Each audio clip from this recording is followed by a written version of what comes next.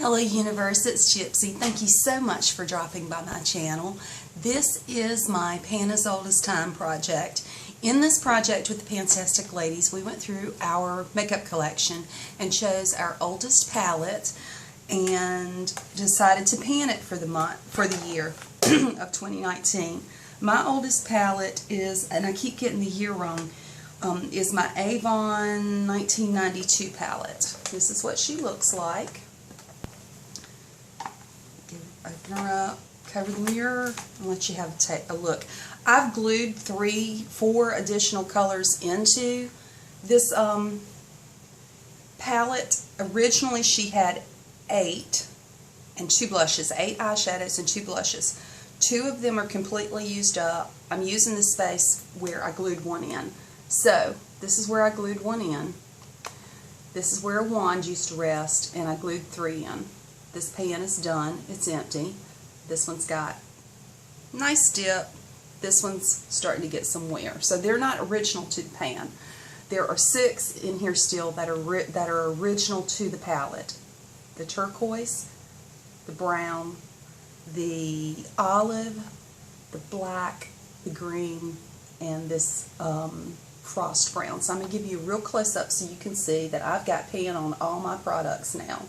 The blushes are original to the pan, and you can see I've got some substantial pan in all of these. I'm feeling really good about my progress.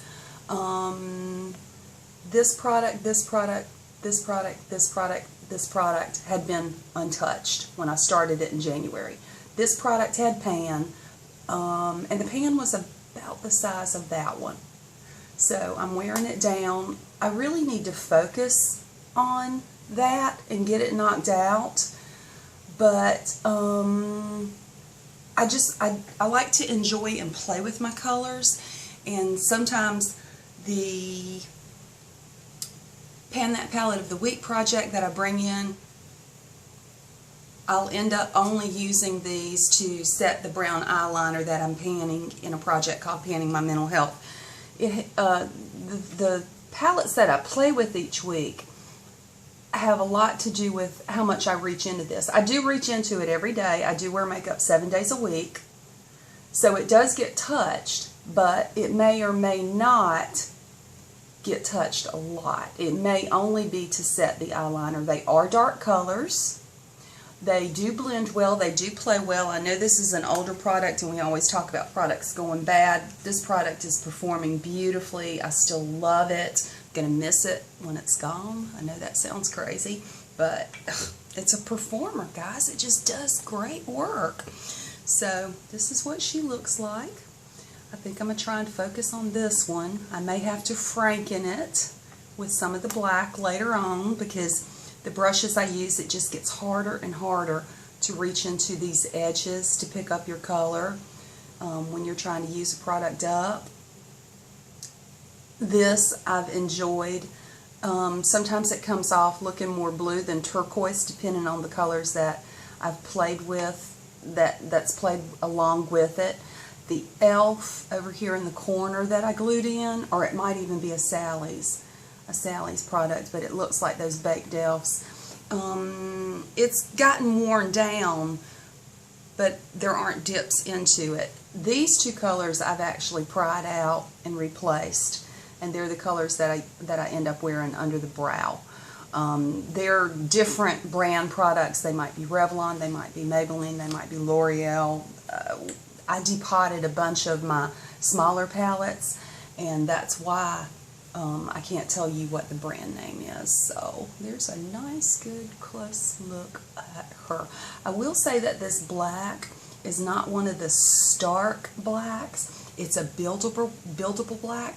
You could wear that in the crease line to darken any other shades that you got and blend it out, and it would work. It's not one of these really jet black, stark eyeshadows. It does play well with other eyeshadows, and I think that has a lot to do with why I've hit pan. I've also frankened these two colors together and put it in this empty pan, and I reach in to also do those accents in the creases, and that has a lot to do with how I hit pan on those.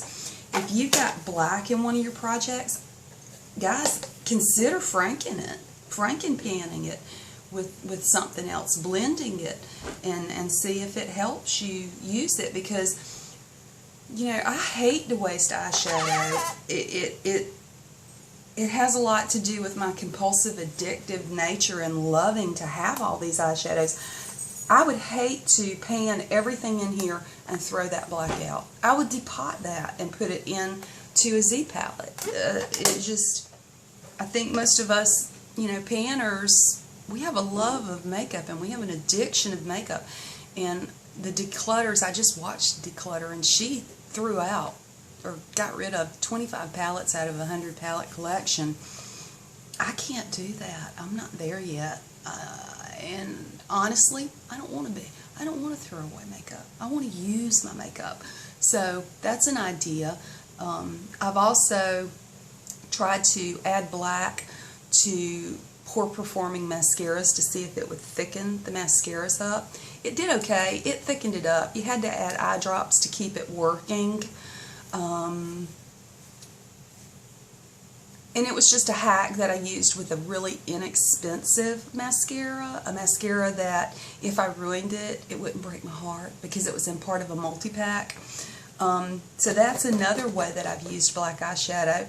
I've also added black eyeshadow to fingernail polishes that were really, really light and would require multiple colors to get an opaque look, to see if it would darken them. It worked with some formulas. It didn't work with other formulas. It did thicken it, but they were, again, polishes that were poor performers that I was going to, you know, have no use for anyway.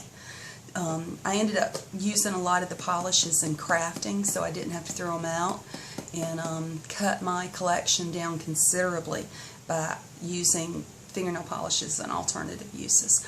But this is my Pan as Old as Time, my 1992 Avon product.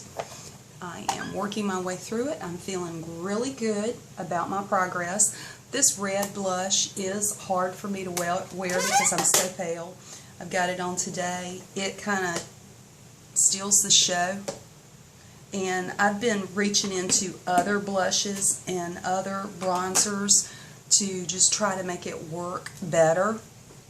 Because I'm so pale, I have no intention of tanning or using self-tanners. It's just not something that I enjoy or do.